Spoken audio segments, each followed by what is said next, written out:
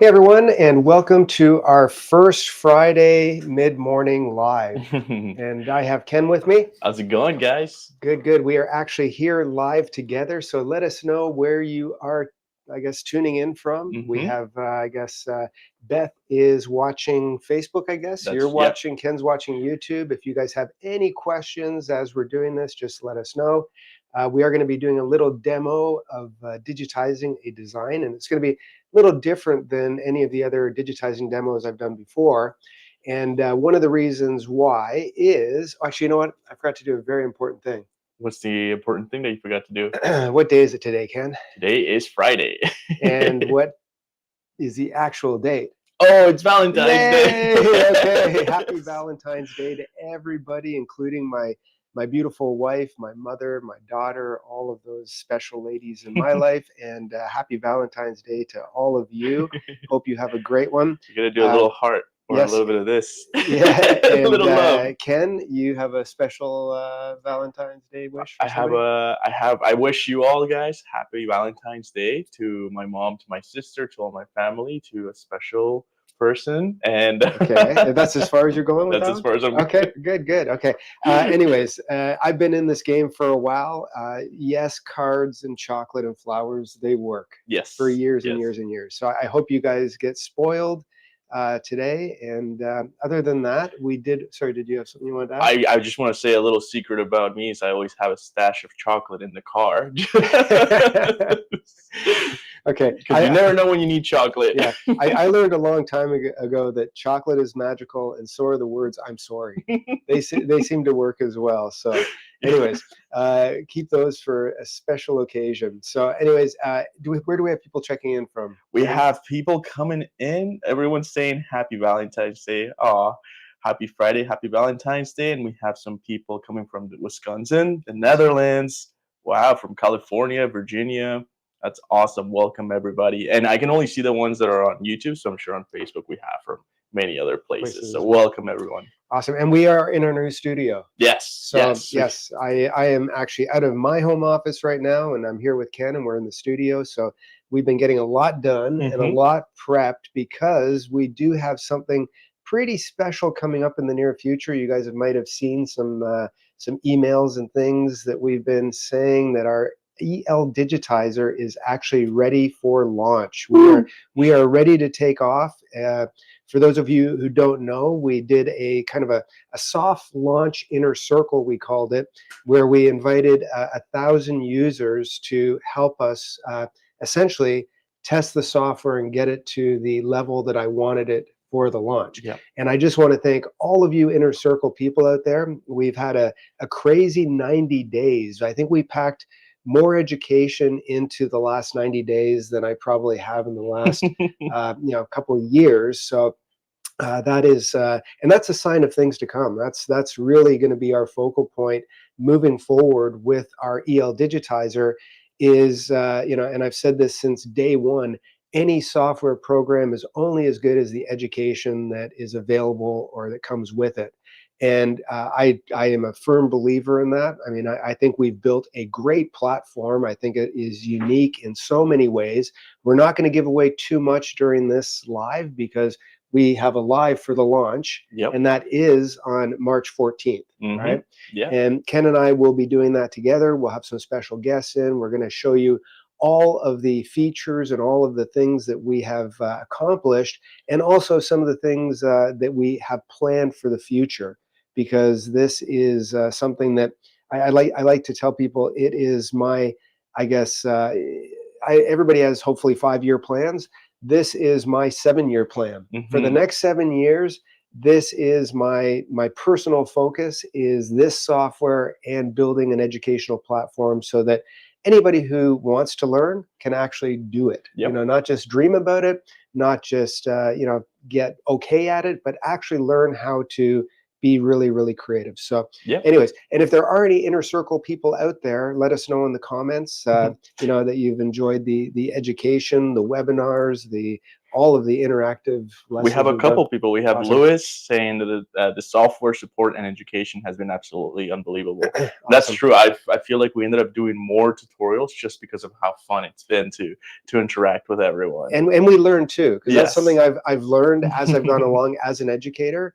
Is I often go back to my early days when I gave my very first live session. It was a class at, I think it was in Tampa at the ISS show when I was like 30 years old, and I gave a full day class on digitizing.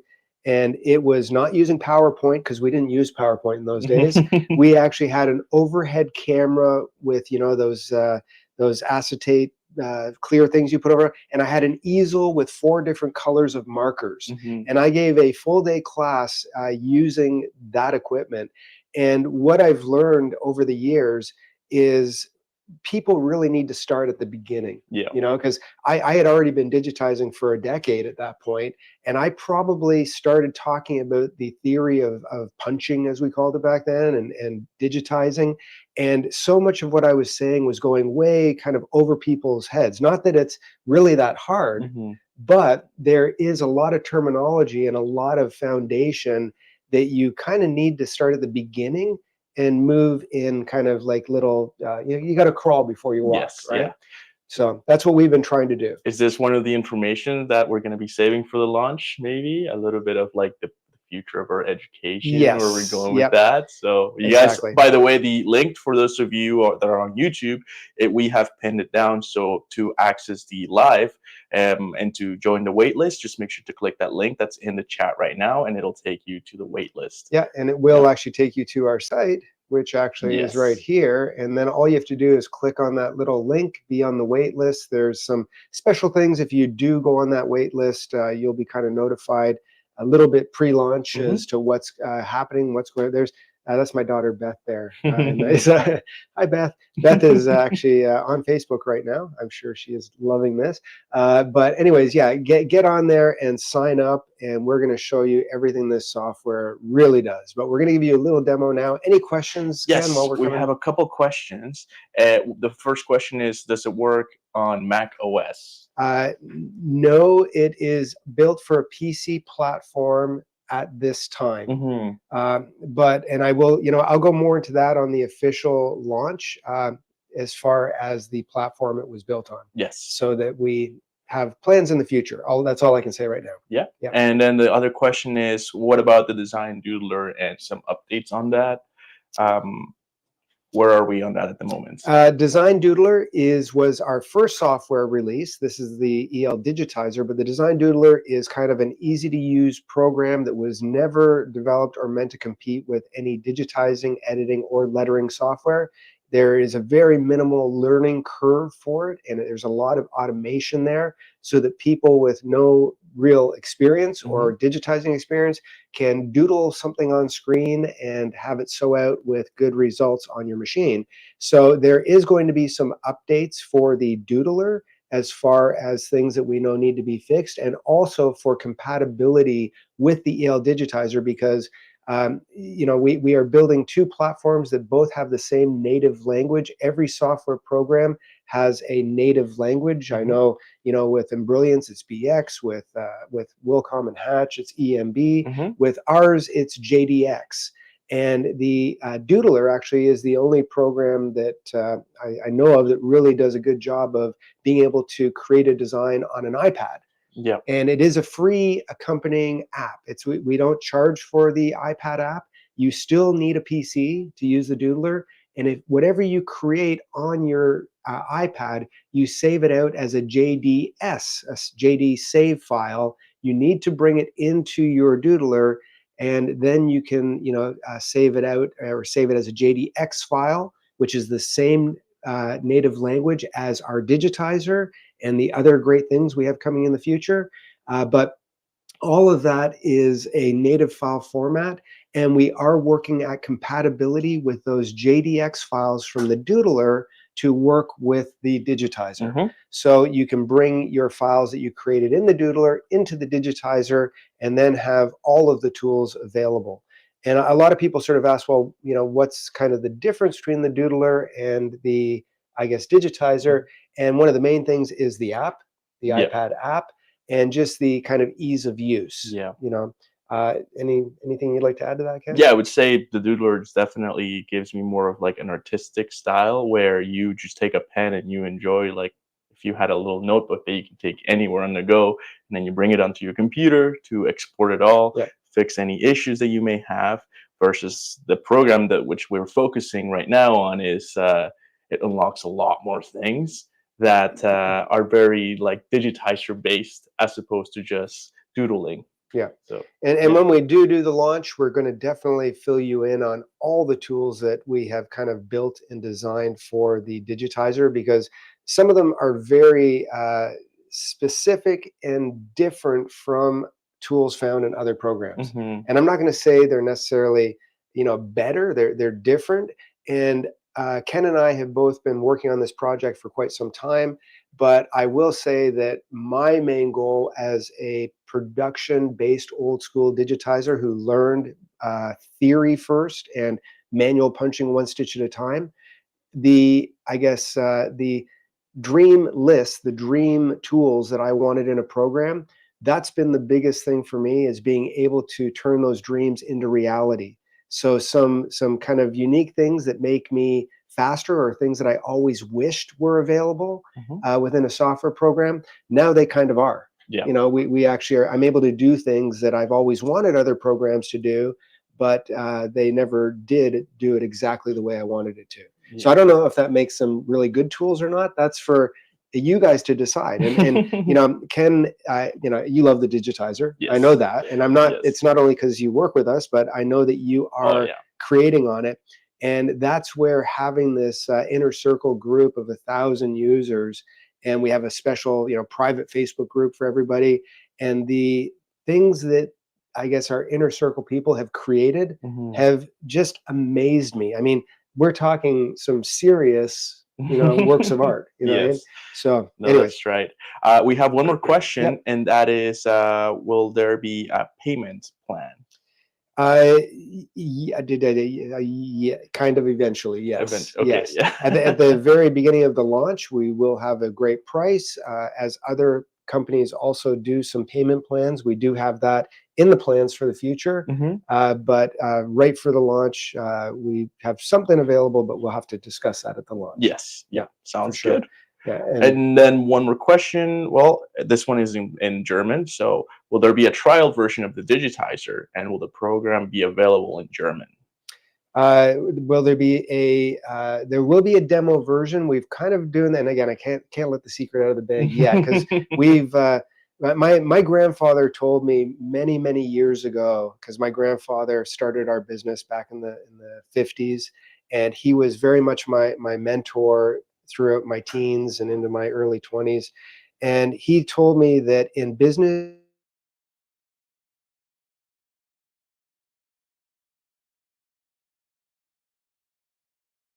that always try to be first or different. So we do have it is a little bit different than the way anybody else has ever done it, and we're going to have to wait till the 14th to reveal that Yes, as well. that's right. Yeah. Yeah. So, but we have something. My goal is that people who and this goes back to what I found, and I think I mentioned this in the last webinar that we just did for the inner circle Hmm. people. But early on, when I started teaching people about digitizing in theory, and I did live events, because I did live events all across the US with dealers, for either brother dealers, baby lock dealers, Janome, Bernina. And at those events, I would always ask the people in the audience a question. Number one, do they own, software, digitizing software? And I was always amazed, because a really large percentage of that crowd, keeping in mind it was an embroidery event, but they would put up their hands, and they, like 80% of the crowd would all have their hands up that they had digitizing software. And then my next follow-up question was always, out of all of you who put your hands up, keep them up, and they'd keep all their hands raised. And I said, how many of you feel that you've used that software to its potential? that you actually really feel comfortable with it. And all you'd see is hands start to go down. And out of 80 people that might have had their hands up, there might be, 5 or 6 that Mhm. really got past that learning curve and are using it to what they feel is its potential. And at that moment, and I did that for years. I asked that same question at the beginning of every event when I talked about digitizing in theory. At that moment, I realized that there's a bit of a disconnect. Yeah. There's people who have bought software and paid money for the software and then essentially have it sit on a shelf and not use it for what it was created for. Yeah. They might use it for doing some design layout or typing in some fonts or whatever. But I got to be totally honest. If you just want a program that is going to type in some fonts and merge some designs together, Mhm. you can do that on your machine for the Mhm. most part. You don't almost these days, if you have a high-end machine, all of those features are built into your machine. Yeah. You know what I mean? Yeah. But digitizing is a little bit different. So that's our goal, is when people get our program, what do we want them to do with it, Ken? Well, to use the program, Use to it. digitize. Yeah, Yeah. imagine opening up a program, being so overwhelmed by it that you never open it again, and that's the last thing That's we want. We want people to be able to open this up, understand everything that's in it, and then use the tools that works for them, and then exactly. just get your digitizing going, have fun while doing Yeah. so. And I think we've been, And I love what yeah, he just said there, because he just said use the tools that work for them. yes, And that should be a little bit of a precursor into what this software is going to do, because hmm we do have the ability to create things in ways that other companies have never thought of creating them. I hmm will say that. yeah. Right. So that's going to be kind of the fun part. Any other questions? Because I am going to do a demo. And again, I'm going to do a demo on a specific piece of artwork. And it's not going to be any really hardcore digitizing, because I don't want to this is a tiny sneak peek. This isn't a big reveal, hmm right? So I'm going to be a little bit selective in what I show. Yeah, sounds good. Yeah, and then one last question: will there be notes that we can print? For the digitizing, Yeah, yeah. Well, we are working on the PFD, right? We are planning on updating that and working on some, just adding extra features to it. There's a lot of features that we're adding on, so yes. it's a little depends on what you mean by notes that you can print. Will there be a manual? There will be a There will be manual. There will manuals. be a Yeah. manual within the software. Yep. Will there be lots of education? hmm Yes, guaranteed. Will there be tutorials? Will there be shorts? Will there be videos? Will there be interactive hmm videos? Yep. Yeah, everything that people have seen that we have kind of done in the Yes. past, and that kind of what we're known for, which is getting people past the learning curve. All of that will continue, but it'll be kind of on steroids. hmm We're I came into this whole thing, and I'll start the demo in 1 second. But when we were having our team meetings, and we were sort of talking about this project for years now, and when we talked specifically about this inner circle thing we just did, Yep. where we had 1,000 people that signed up, and we were amazed. And I have to thank all you guys, because we put that inner circle up and we planned on having it available for a month. We were kind of like, oh, I hope we fill 1,000 seats in a month. Well, we filled 1,000 seats in 6 days. hmm So I was Yeah. overwhelmed at that, and that was amazing. And as soon as I saw that response, and we had our team meetings, I said, we really only have one option here. We can either do one of two things. We can either underperform, hmm and I'm talking about the education. We can underperform, or we can overperform. Yep. Those are our two options. And there's really only one option, which is Underperform. Oh, I'm just kidding. No, yeah, overperforming. That's overperform. right. That's the only way to go. That's the only option that we had, and that's what we plan on continue doing, is Yes. to No, that's right. overperform beyond everybody's expectations. Because Yes. this is only going to be a success if it's a success for Yes. you, for the people who use this, and that's really our goal. One of the visions that I keep seeing, and I know you mentioned 7 years down the road, Mhm. I also feel the same way, where the thing that we're building together is this thing where we want people to have the journey that we wish we had when we started. So for anyone who's just starting out, and I believe in this program Oh, so much yeah. because I genuinely love how it works. Yeah, for sure. And It, and that's also the really good part about this is Ken and I are very similar in a lot of ways. Mhm. Uh, but we're also very different because my journey and his journey came from two totally different eras, Yeah. right? And when you said, we want your journey to be better than ours, I just remember when I was 17 years old sitting behind a pantograph doing this, for 12 hours a day. It was not a fun journey. The theory was good, but then evolving into software and seeing how this has evolved Yeah. over time for me, going into the DOS days, or not even DOS, going into the Digitrack days, and then tablet days, and then pucks and all that, and menus on mnemonics tablets, and then getting into floppies, 5 and a quarters, and then it has been a real evolution for me. And for me, seeing this and seeing how this is evolving, the industry, and now this software, it's really, really exciting. I Yes. mean, Yeah. it's become it's always been a hobby. That's something I always said at events as well. I love what I do because I actually consider this one of my biggest hobbies in my life. Yeah. Embroidery. Yeah. Believe it or not, it was my job. I was kind of born into it, but I love the process of being creative and playing with fabric and thread. And, Yeah. so it's fun. And I know you guys are watching because you feel the same way. Yes, So, that's right. okay. Should I do a demo, or are Yeah, we let's okay? get into. Is it okay if I ask some questions while Of you're doing the course. demo? Yeah, yeah. Okay, Okay. perfect. So I'm going to give a little bit of the, I guess, background of this first, because I'm going to do a demo, and here is, and actually let's make us small so people can see this a little bit better. Okay, so here is the design that I'm going to be doing. And what is unique about this design is we do have a couple different options within our software. You can bring in a backdrop, which is artwork. So we're talking about a PNG file, JPEG file, an image that is a bitmap image, that is a raster image, as you would call it. And we also have the ability to bring in actual import vector art. And we have different types of vector. And one that I really love the ability to bring in is one that has become kind of a mainstream within the hobbyist industry, which is SVG files. An SVG file is a vector file, and there is a ton of resources out there, which is why I really wanted this built into the software. Because you can bring in a vector art file, and when you bring this in, we can see here that all of these pieces right here are objects that were just created by an artist.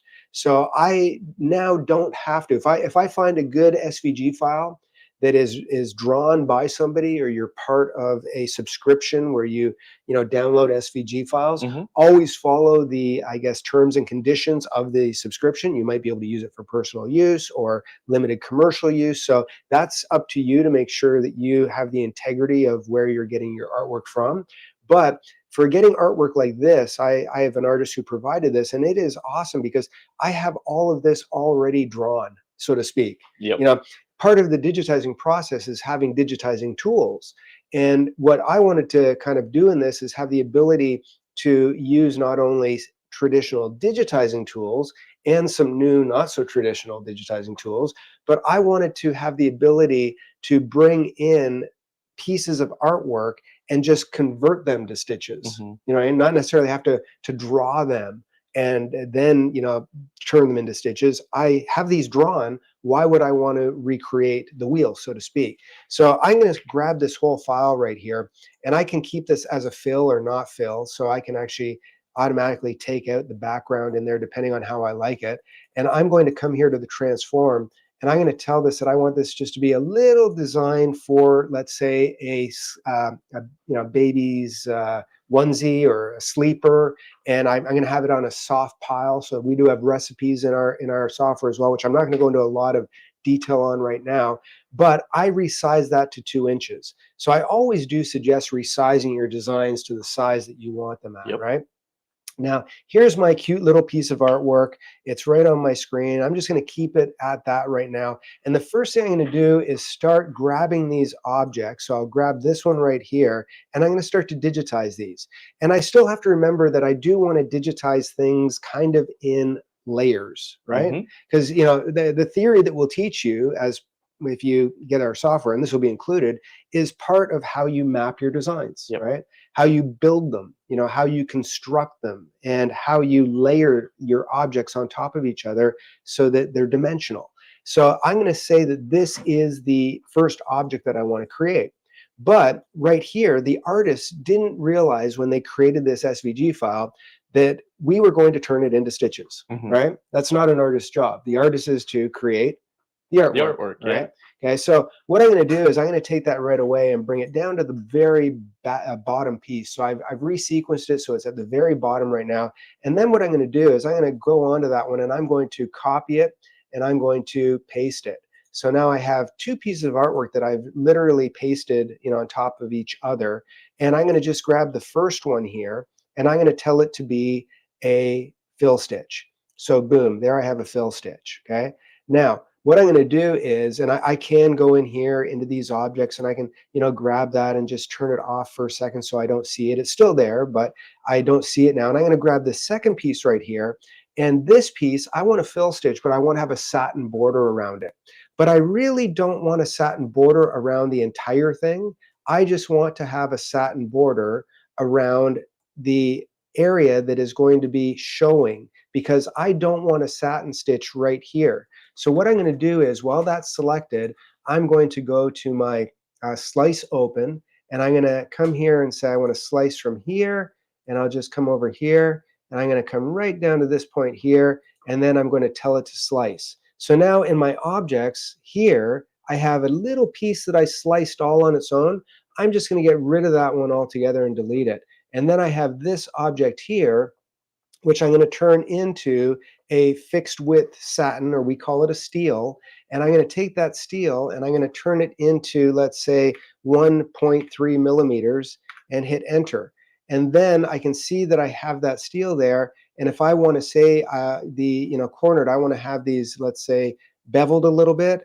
And if I look here, I can see again, because this is artwork that was created by somebody, I can see that there's something kind of happening there that I don't necessarily like. So I can come here and I can say, you know what, I need to change this and adjust this just a little bit until I see that kind of go away.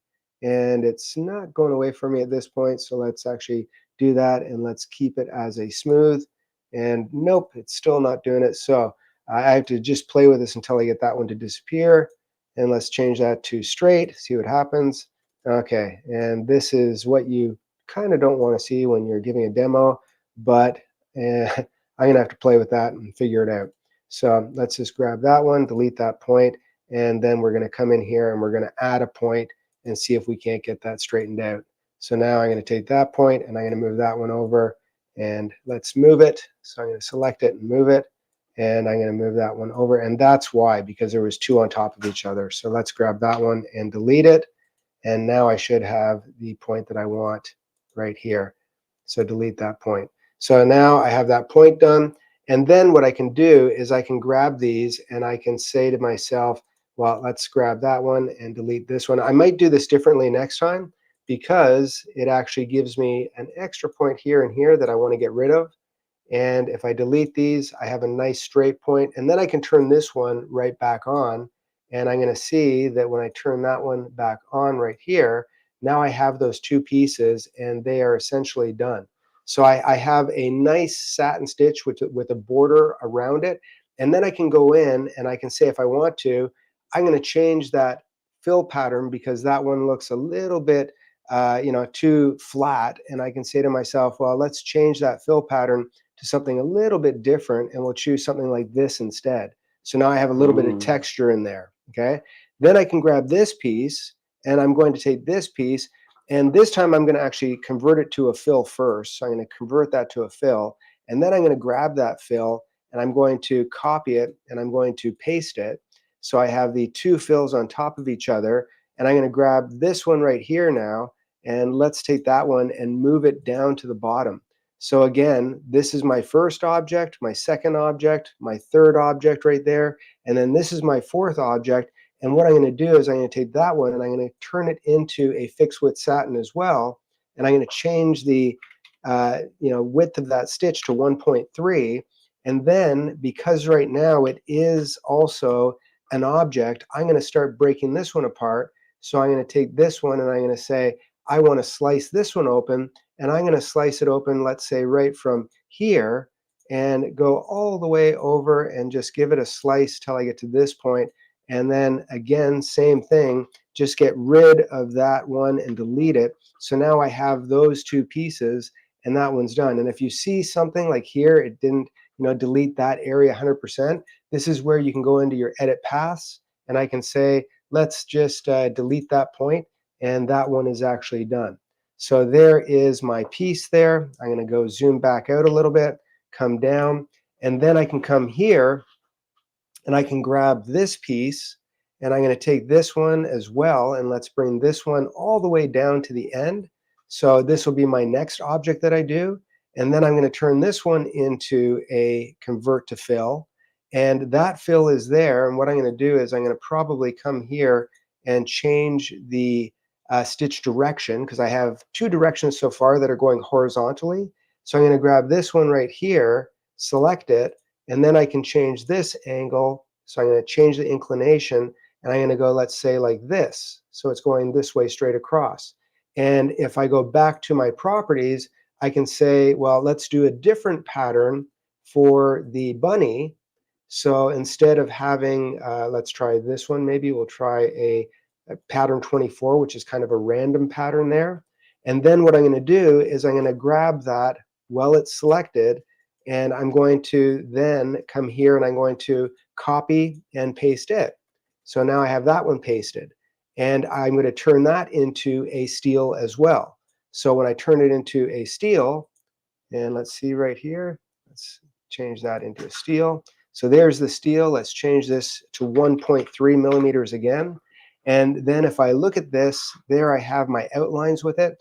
But what I'm going to do is I'm going to take this object and I'm going to grab it, and I'm going to take my slice again. So let's slice open, and I'm going to slice, let's say, right from here, and I'm going to go all the way over to here and right click. So when I look at this now, I have a little phantom piece there. I'm just going to delete that one.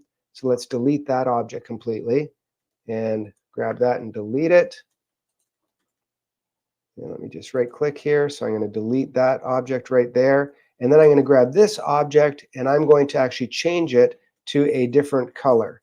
And let me just come here, and I just want to change this to an orange, which is going to be a little bit tough because, there we go. And actually, let's change this one to the same orange just so we can see it. So those are kind of the same. Let's grab this one, change that to the same color. Okay, so there we have, it's kind of red. My oh, actually, let's just go here. Let me change both of those. I'm going to change this one, and I'm going to change these to an orange color because I want my carrot to be orange. So there we go. Now, here's the thing. I have this set up so that I have this piece right here. I'm going to take this one and move it up in the sewing order. So now what I've done is I have created this in enough pieces so that I've created that little overlap. So it's going to do the green, and then it's going to outline it, then it's going to do the orange and outline it in the carrot, then it's going to do the bunny and the fill, and it's going to outline the bunny. But I cut this one little piece apart and added an extra color change so that when it does this, it looks like it's actually still part of the carrot. So that's part of the whole layering process. We right? have a pretty good question, and Yep. that is, how does it know which color when it's going from an SVG to a fill path? How does it know which color? Is it automatic, or It did you is, select it? no, it is automatic. It'll automatically define the color that the artist chose. That's really cool. And then when you start, putting in the pieces, but what it didn't know what to do, and that's why, just so you know, like right here, when I took the border of this bunny and I cut this so that I had this part of the bunny that I turned into now part of the carrot, it actually stayed the same color as the bunny, right? It was a different object. So I had to grab that and select an orange in my palette color. And then to make sure that the oranges were the same, I had to grab this orange, which was the artist's default color, and change it to this, pumpkin color that was Gotcha. here. Yeah. So it's just a matter of kind of following what's there. At this point, it's pretty easy because I'm then going to go to this object here, and I'm going to throw it to the last part of the sequence as well. So if you've noticed that what I've done is I've taken that piece of art or artwork that the artist has created, and I have started to not necessarily digitize it in the order that they created the artwork, because they don't know that it's going to be for embroidery. Yeah. They layer it however they want. Yeah. But I started looking at it just as a piece of artwork, and I threw it down to the bottom of the list and did that piece. And then the next piece that I did, I threw it to the bottom and did that piece. And then I did the next piece. And that way I'm building my design logically, so that when it stitches out, it's going to give us good results. So now when I look at this, I have these two little pieces here, okay? And I'm going to grab this right here, and I'm going to come in. Actually, I got to get rid of that one. But I'm going to grab this piece right here. And when I look at this, and I don't want this one going, so there, I'm going to look at this and I'm going to say, right now, I'm going to take this and I'm going to break this apart. Because the way an artist created those little pink pieces in the ears, they created that as one object, in right? one layer. In one layer, Yeah. okay? And what I have to do is I have to just break it apart. So now it's broken apart into individual pieces, okay? Now, when it broke it apart, it did turn it black. And what I need to do now is I need to take that and I need to say, okay, well, I'm going to do, let's say, pink instead. So I'm going to grab this, I'm going to make those pink.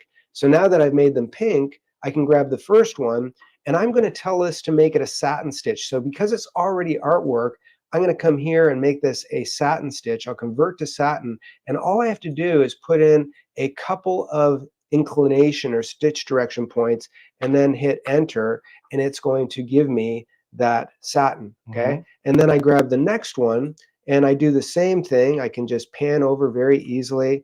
And let's turn this one also into a satin, and I'm going to do inclinations. That's the turning the direction of the stitches and hitting enter. I can, have my start and stop wherever I want, and then hit enter, and now that piece is done. And then all I have to do now is go and grab the eyes. So I'm grabbing that as, a piece there, and I'm bringing it right down to the bottom, and then I can come down and I can see that all of those little pieces here, those three pieces that are there, I could, as they're selected, use what we call the auto satin and just automatically convert them. But if I see one that doesn't really convert properly, like this one didn't convert 100% properly, then I can make modifications. So I do like to have the control of, I can try auto features, or I can come here right now and I'm going to take this and I'm going to say, I'm going to break this apart. So I'm going to right click and I'm going to break that artwork apart. And now I have individual eyes and noses. It broke it into three. That's awesome. And the beautiful part of this is if I want the bunny's nose to be, let's say, a little bit bigger. So, let's say the artist did that. And to me, personally, I thought the eyes were a good size, but I thought the nose should be bigger. Well, I can just grab that, and then I can take that, and while it's selected, I can come here and say, I want this to be a satin stitch, and I'm going to have the stitch direction going this way here. And then let's go here and then enter, start and stop. So I can start and stop it wherever I want. And then if I look here, and here's where, let's go here, because something's happening with this piece of artwork. And this I see happen sometimes. And this is more how the artist probably created this. So I'm going to go to the edit path and I'm going to see how this is actually laid out, because let's see here. Okay, I can actually see it. Do you see what's happening there? Yeah. Okay, so what's happening there is this piece of artwork is kind of messed up. So when the person created this, they actually have a little loop there. And what I need to do is just delete that point. And then I'm going to grab this one and delete this point. And now it's giving me what I wanted. Yep. You know what I mean? So, some of them, it depends on the artist that created it. You got to remember that when you get these little nodes, you're actually getting the nodes that the artist kind of used to create like it. when they use Photoshop or when they used Illustrator, how to create this this SVG file. Yep. Yeah. So those original, so when I got in there and I saw that nose didn't transform properly into stitches, I knew right away it was because the artwork, one of the nodes that the artist used to create it, they probably double clicked right there or something. Yeah. You know what I mean?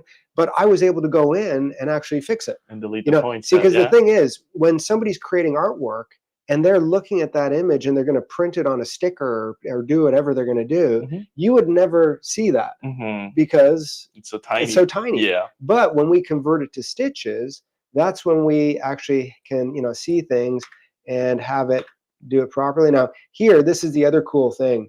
And I'll do this one over here first, just so you can see why. because right here I'm converting these to a satin stitch as well. Now right here between this object here and this object, actually let's grab this one, this object here, which is the nose, and let's go here, I want to get rid of that one. Okay, yeah, get rid of that. Now that while you're selecting on the Yep. sequence, we have a question. Can you click on the object itself? So when it's an object as opposed to a fill, do you have to select it from the sequence box while you're doing it, or can you just select You can it? just select it on screen as well. Awesome. Yeah, I just find that it's easier for me to grab exactly what I want. Yeah. You know, unless like in my sequence view, I can go in and start to grab all of these, and when I'm done with them, I can lock them down. You know, I can lock the objects so that I don't accidentally grab an object that I don't want. But I've found that a lot of times, because when I'm dealing with art files and SVG files, again, the artist is layering things probably in a different way that I would want them to stitch out. So my working with the sequence and kind of dropping things down in the order that I'd like them to sew, just to me makes it really fast and easy to, you know, create something. I love that you can change the shapes too, the sizes. You can really modify it to whatever you want. You can always bring it back to artwork. Yeah. You know, I can come here and bring this back to artwork in a second, or I can grab it and turn it into stitches. Yeah. You know what I mean? Or I can make that into a running stitch instead. You know, I'd have to lessen the stitch. I mean, this is so small. I'd have to take the stitch length and go to 1 millimeter for it to define the shape. You know what I mean? Or we do have other, actually, you know what, I got to stop because I'm giving away too much of the stuff that we've actually built into the software. So I'm going to stop now. That's for March when we do the official launch. But the one thing I did want to show you is right now you can see this little line going from here to here, right? It ties in and out automatically, all that good stuff. But you see that line there. And the reason why is when you look at that line, we have built-in features where you can automatically force trims onto objects. Yes. So I grabbed that object. I saw that it wasn't quite far enough. The software and the machine would actually have a jump going over. So what I'm able to do is force a trim command on those objects so that when I'm done and I look at this now, and this design is essentially done, and there it is at the 1-to-1 size, you know, it's giving me sort of all of those pieces. Now this is a phantom stitch, just so you know. That's a little issue that we're having worked out, which I can't say it. We have a new build, guys. Just so you inner circle people know, you'll have a new build in a couple days, which Ken's a little excited about because we got some cool things that have just been released. While we're zooming into this, by the way, can you? Sorry, there's another question. It looks like you have 2 horizontal lines across the carrot. Will they show when stitched? No, they won't. No, they won't show, and you'll see it when we're going to send this over to the machine. But what you also can do is you can go in at any point and control the inclinations or the pathing, right? So like right now, when we look at this, the software automatically tries to join closest point to path things. But if I want to, I could say to myself, okay, you know what? I want this design to go from the bottom up to the top, and now it's going to change that order. And then when I get to the next object, which I can see, which would be this one right here, I can say to this one, I want this one to, you know, if I do the same thing, I want this one to start here and end over at the, you know, at the other side. So I can have it stop over here. So, you know, I can basically control manually the order in which things sew, or I can actually tell it that I want it to do it automatically. You know, so either way, it kind of works. We have a question from Jose, and the question is, what is your preferred angle to use for a tatami fill? Okay, that's a theory-based question, and if you we actually did a 7-part series on theory that we just did with our inner circle group. If there's any inner circle people here, and if you enjoyed those, I guess 7-part series that we just did 8. We did an encore, but we actually talked about fills. My personal favorite fill by far is usually horizontal, because I find that horizontal fills don't necessarily, I guess, skew or distort symmetrical objects. And if that's not clear, then wait till you get the education, because I'll explain why when we get to that. Yes, that's right. I try, if at all possible, to avoid vertical, because most fabrics that are actually milled with vertical lines, right? You have more stretch this way on fabrics and usually less stretch this way. You know, they people who are, you know, who do sewing and do garment sewing, they usually will take their materials and sew them on the bias so that they, you know, make sure that they stretch this way and not this way, right? That's how, you know, you put on a t-shirt. Sometimes if I have a really tight t-shirt, and that happens usually after Christmas time, right? Or Thanksgiving. Or just every day. Or every day. I have to take my t-shirt out of the dryer, stick my arms in, and kind of go like this to give me a little more breathing space. You know what I mean? You don't necessarily start stretching it this way. You want to stretch it on the, you know, horizontal. So that would be my general answer for that with embroidery. Yes. So anyways, that design, if I weren't talking, I can take an SVG file and I can very, very quickly create a design that's going to sew out really well on a machine in a matter of minutes. Keep in mind, this is like a little 2-inch design that we would actually do for a little baby onesie or something. And we are going to start up the machine. Hopefully people will be able to start taking care of that. Yep. And for those of you who are asking what is the price, make sure to join the wait list. Yes. Make sure join the wait list. That'll be revealed really soon. And I mean, if you can join us for that live, it will be evergreen. We're gonna, you know, post the live on YouTube and Facebook. So if you don't catch the live on the 14th, it will be available, you know, as soon as we do it. Yeah, even this live is also going to be saved under our YouTube channel. So for those of you who want to rewatch it later on, I know Amy said that she had to turn the volume off for a little bit. You can come back and rewatch this as soon as we're done. So for sure. You can watch the tutorial. Awesome. So I just sent the link if you guys want to sign up for the wait list, and then, you know, you will get those emails soon. Awesome. Perfect. Okay, so Ken's going to go over and get the machine started, and I'm going to fit this to screen. But yeah, it's we've showed you one very, very small piece of this software that I think is uniquely different than a lot of other programs that I've seen, which will give you the ability to use SVG files that you've, you know, downloaded and played with. And I wouldn't necessarily call this like hardcore digitizing, you know, as far as theory based, but it sure does make it a lot easier. And you're going to see as this sews the results. I mean, it looks great when it's done. So 6, 3. Do you want to show them the camera B? Okay, sure. Yeah, Ken and we're all excited about this as well, because in our studio we actually have things set up with our cameras so that we can switch over from one camera to the other. So there's our Tajima Sai, and Ken has it. There's Ken. What's up, guys? Okay. Ken is very shy, if you haven't noticed, when it comes to being in front of the camera. We're trying to get him past that, actually, but super shy. Yeah. I can't be on camera ever. Okay, so let me know if that's focused. Yep, we are good to go. We're good to go. Yep. Just make sure I got all the colors ready. So we got 3, we got 2. I think they were already preset? They weren't saved up. Yeah, they might have been. And then 7. Oh yeah, we're good to go. Good to go. Okay, so Ken's going to do a trace, because if you have a machine that is a commercial machine, you want to usually make sure that you do a trace first to make sure you're not going to hit a hoop. And of course, we are using our Mighty Hoops. We are huge fans of Mighty Hoops because those magnets are super strong and make hooping so much easier. I'm just going to turn my mic off. Okay, so it sounds good. Loud. Well, once you start the machine, you can come back over here because and is there bobbin?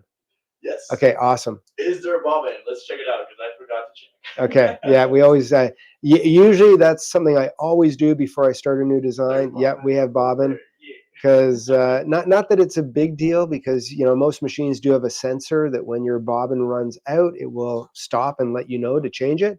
But I would prefer to have the machine just run straight through a design. Yep. Good to go.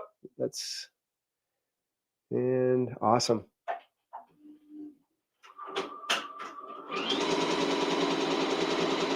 Okay, and we're sewing. You can probably turn your mic back on. All right. Now, we do need to get an AB camera set up, though, Ken, so that we can actually have ourselves in the corner. Well, you know what? I'm pretty sure that they might have this in the settings on our platform. Yeah, we just set up this studio. Like a cam and cam or something?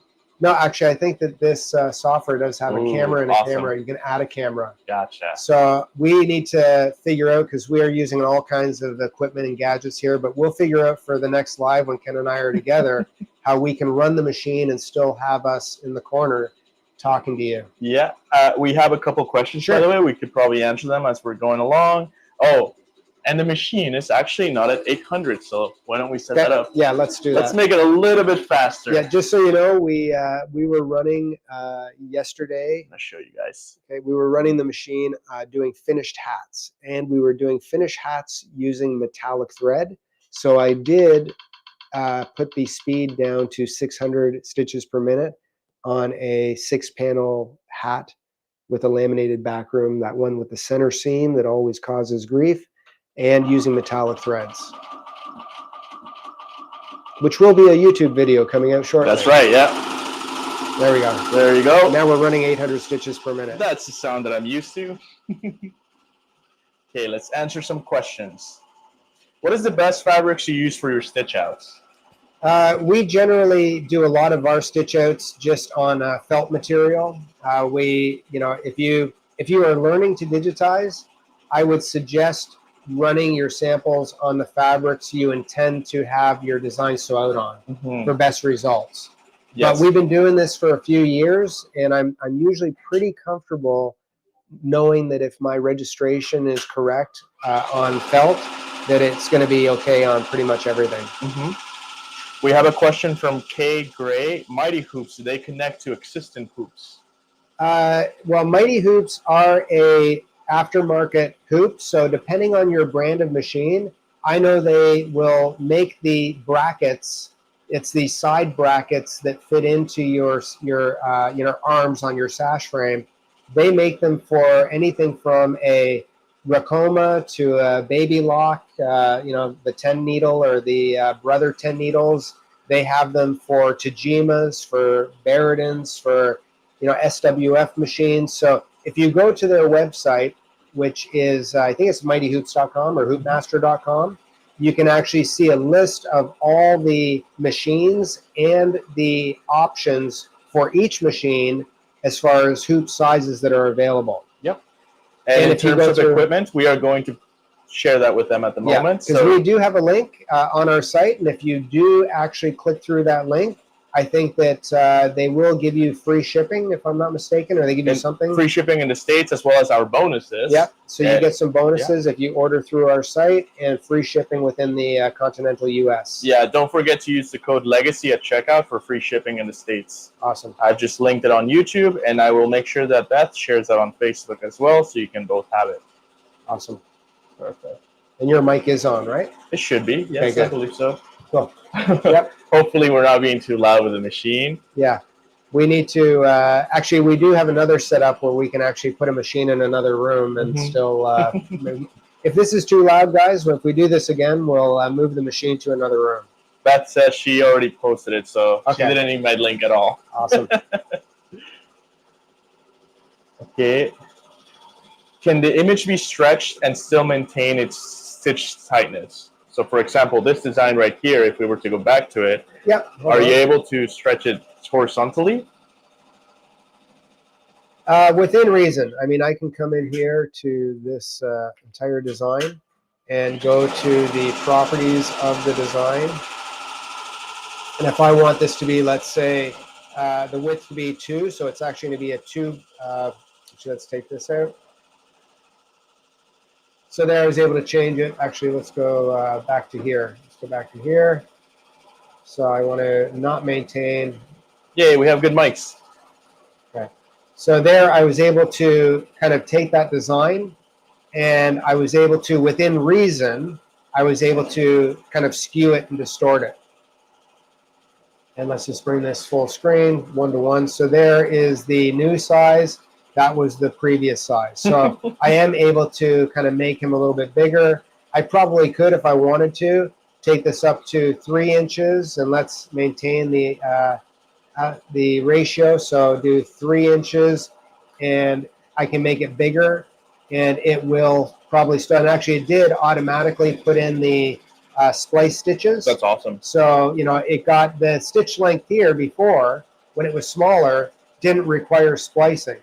But here, when I resized it and made it larger, then you can see that the software automatically spliced those stitches because they exceeded the 7 millimeters that would have caused problems. Yeah.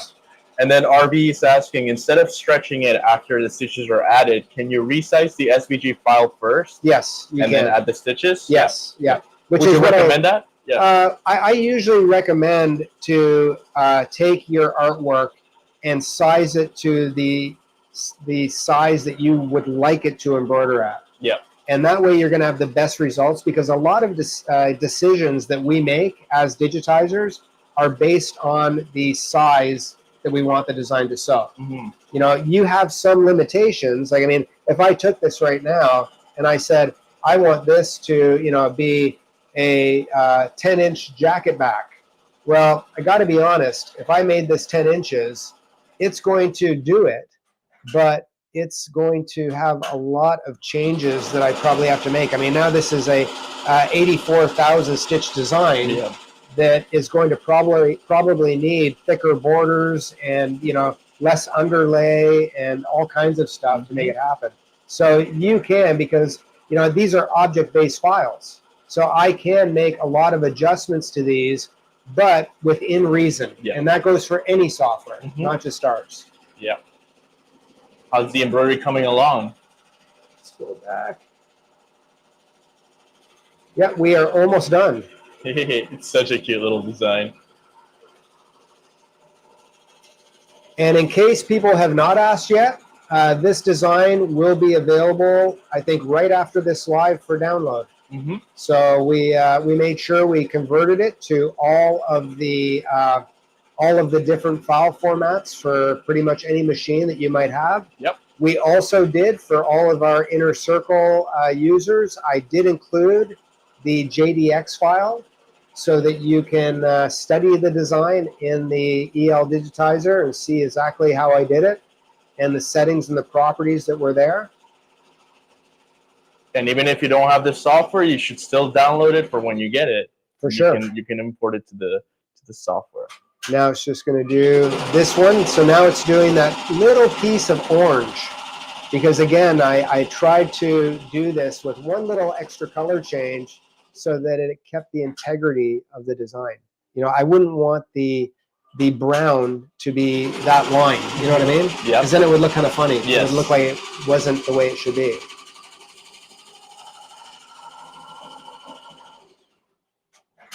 Awesome. And then after this is done sewing, we'll show you guys. We have then a couple of other tiny little things, because we always have a giveaway. People like free stuff. So we're going to make sure, besides this little Easter design, we're going to have a little giveaway. Somebody on Facebook and somebody on YouTube are going to have the opportunity to choose which of our newest releases they would like. We have 3 questions, by the way. Okay. What's the default size for a left chest logo? Usually anywhere between, and this depends because designs can be different ratios from height to, I would say anywhere from 2.5 to 4.5 inches, Gotcha. depending on the layout of the design. The next question is, does the software have applique features? Yes, it does. And we have a whole bunch of cool things that are going to come out with the applique. Hello guys, I'm Awesome. back on the camera. Cool. Okay, so you want to bring that out? And Yep. Here, let me show them a little close up now that we have Sure. this. All right. Here we go. And seeing this upside down right now. Perfect. There is the focus. Awesome. Okay, so there we go. There is the design. I mean, it's simple, it's cute, but again, it was an SVG file. I didn't really have to make many changes to it. As you saw, I had to delete a couple of nodes. And again, the reason is because the SVG file, which is a vector-based file, had a couple of extra nodes almost on top of each other. Yep. And I had to just go in there. When I saw something happen with the embroidery that I didn't like, that was my sign that something needed to be repaired within those outlines. Can you show us on the software how you did this texture right here? Actually, it's just a fill setting. It's just a fill setting? It's just a preset fill. And I'm not even going to say how many preset fills we have, yes. Ken, because that we're sharing for the launch. That's right. So yeah, there's all kinds of really cool fills it. And if you, can you hold it up and get closer to the texture so they can see the 3 different fill textures on there? See? No, it's pretty blurred. There we go. And yeah, okay, so there you can see that there's different textures from a smooth to a bunny, you know, that looks a little bit more like fur, and then the texture within the actual leaves is different as well. So 3 different textures. Awesome. Cool. Okay. Ready to go back to camera 1. Awesome, awesome. So anyways, a couple other little things that I'd just like to show you guys, and then we will wrap this up. Again, you want to, if you can make it, we would love if you joined us for the live. And if you do join us live, odds are there'll be some giveaways. So make sure you do it just to potentially have some of the awesome giveaways that we're going to have during that live. And I just have to find this one. There we go.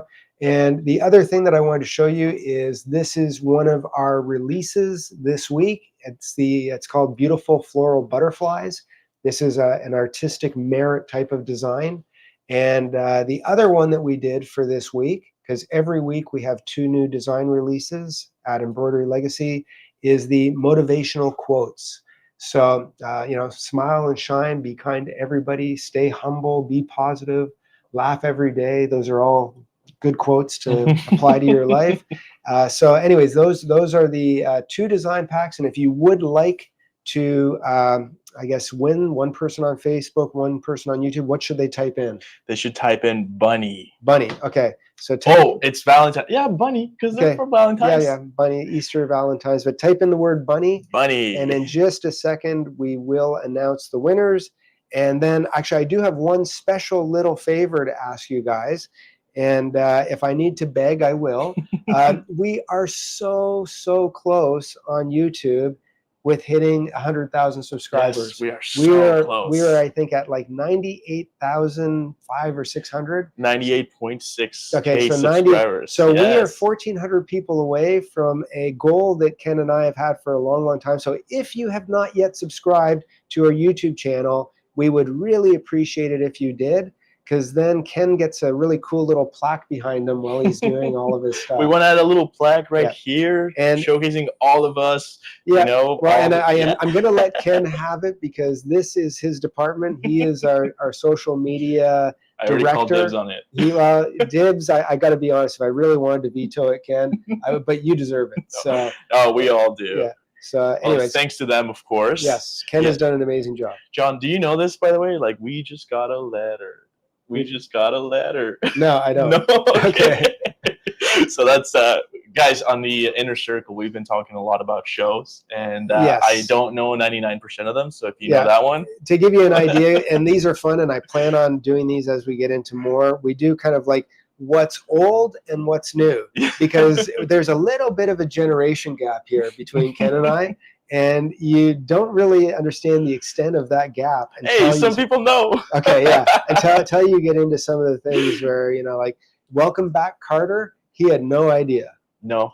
Okay. Anyways, so anyways, it's all good. And that's it's Blue's Clues, by the way. Oh, is it? Yeah. Okay, when he gets a little letter and he opens it. Up. Okay. No, I did not know that. So winners. Do we have winners? Yes, we have winners. So on Facebook winner, we have Terry Young. Awesome, Terry. Woohoo! Congratulations, Terry, on Facebook. Okay. And just so you know, if you do hear your name called, all you have to do is email contact@embroiderylegacy.com and let us know who you are and which of the 2 packs you want, whether it is going to be the motivational quotes or the butterflies. The butterflies. Okay, yes. And the other winner? And the winner on YouTube is Grace Brody. Congratulations, Grace. Okay, and again, contact@embroiderylegacy.com. So I think we've gone over time. This is like an hour and 4 minutes. So I appreciate you guys tuning in. Let us know if you like this new time. We did choose this time based off analytics. Yes. When we found most people were, you know, on our social media, comfy cozy, and on our platforms. So I know it's different because we did do them actually in the evenings for the most part. Yeah. But we thought we'd mix things up, and we, you know, we'll start doing them this time of day based on all of your feedback and comments. So congratulations to both of you. We hope you enjoyed watching today's live stream. Let us know if you'd want to see more of them. Again, don't forget to subscribe and especially sign up for the wait list because it's going to be fun. it's going to be fun. It's going to be cool. Good And time. most importantly, happy Valentine's. We wish you Yes. guys all a very happy Valentine's. I hope that you get to cuddle up with somebody special tonight. So, even if it's a good book, right? Today is chess day. Okay. That's the Valentine's Day. Okay. Thanks, Okay, guys. take care, guys. Bye-bye. Talk to you later.